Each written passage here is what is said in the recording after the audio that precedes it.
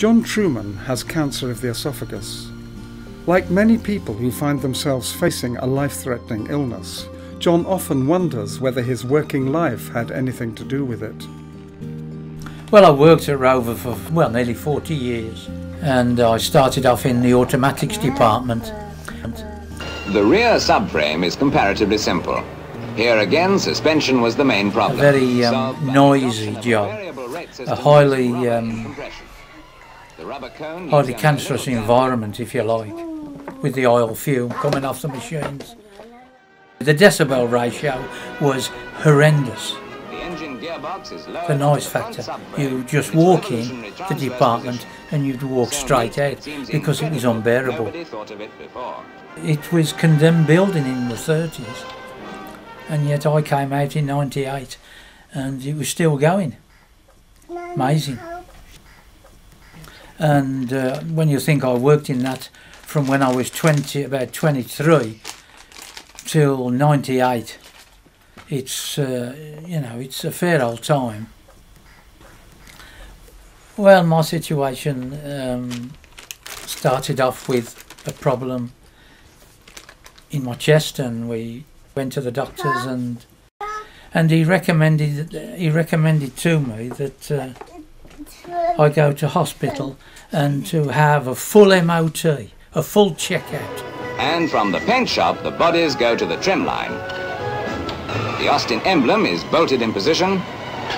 And they put me on the rolling road, is what I call it. Now those well-upholstered seats are installed. Anyway, I took myself down to the hospital and had the camera down, and they diagnosed me with esophageal cancer. The steering column. And in all possibility, it could well be that environment could have strongly contributed to my condition. And now the natty little body is ready to meet the subframes and engine assembly. Elias also spent many years working at Rover. Fought for years for better conditions. Like John, he sometimes wonders whether his illness has anything to do with it. Because we used to get covered in cutting oil. It is literally survival. Then the radiator grille goes into place. I worked at Longbridge for 6 years. What you say is true. Definitely true. Some of the condition at Rover was terrible.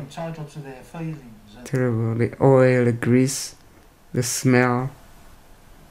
Although it was a very hazardous environment, I'd never complain, because whilst people knock the Rover and knock the works, it's provided us with a home. It's provided for our families, and I'd never knock that. I mean, this is been a lovely house, a lovely environment. And here's your car ready for the road. I just feel dejected to think that all those guys worked and produced vehicles, all the diverse different types of vehicles, and it's no longer there now. It's either flat or a pile of bricks. And I have to say, I do think, what a tragedy, what a shame. Their livelihoods are gone.